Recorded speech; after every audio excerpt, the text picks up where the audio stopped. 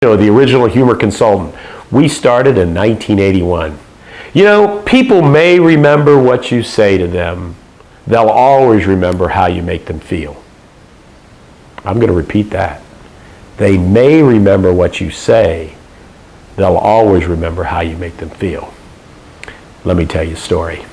I spoke for the National 911 Association. I spoke in 1992. I didn't speak in 93. From 94 to 2002, I spoke every year at their annual convention. Then the association had a little management change, so they didn't have me. But they had me back in 2008. So I'm going to the convention. The night before the convention, they had their big party. So I'm going there. Susan got to travel me on this trip. So I went, dropped her off at the head of the convention center in Tampa, and I went and parked the car.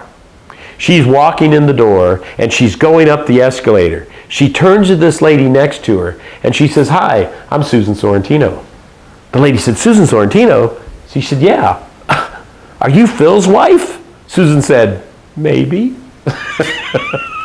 And the lady said, "I saved her life in 1994. Susan said, "Huh?" She said, "I was brand new to the association, and I came here with a friend of mine." And the friend of mine said, "Oh," when they're looking at the agenda, I was doing a breakout session at that convention. I wasn't one of the keynoters that year, but they were looking at the breakout session, and this guy said, "Oh, you got to go see Phil Sorrentino. He's great." She says, "I don't want to hear some motivational speaker that lives in a van down by the river." She said, "I'm brand new to the industry. I got to go talk about what's going on. I don't want to hear some rah-rah guy." And the guy said, "No, you got to go see him." And I talk about in my programs the concept of a commitment. If you have a problem with anything in your life, don't ask yourself, why do you have a problem? That's too tough of a question.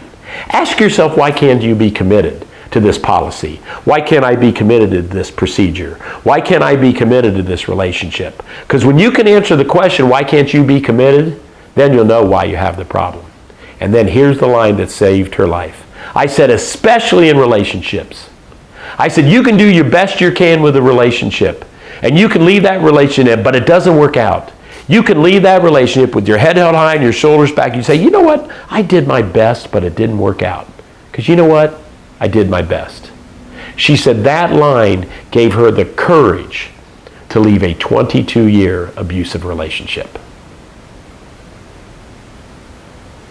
And think about this. Think about the coincidence.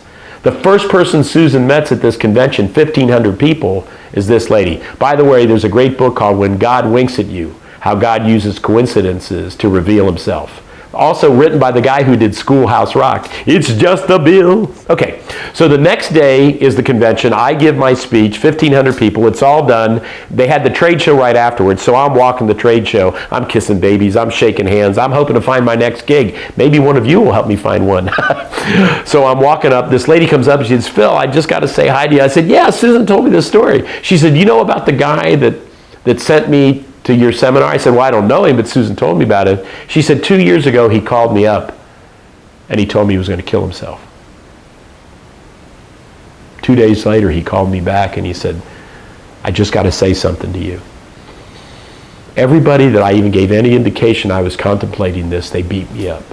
They said, 'You ought to be ashamed of yourself. That's the most selfish things anybody could think of. How dare you even think like that?' He said, 'Do you remember what you said to me?' And she said, 'Oh yeah.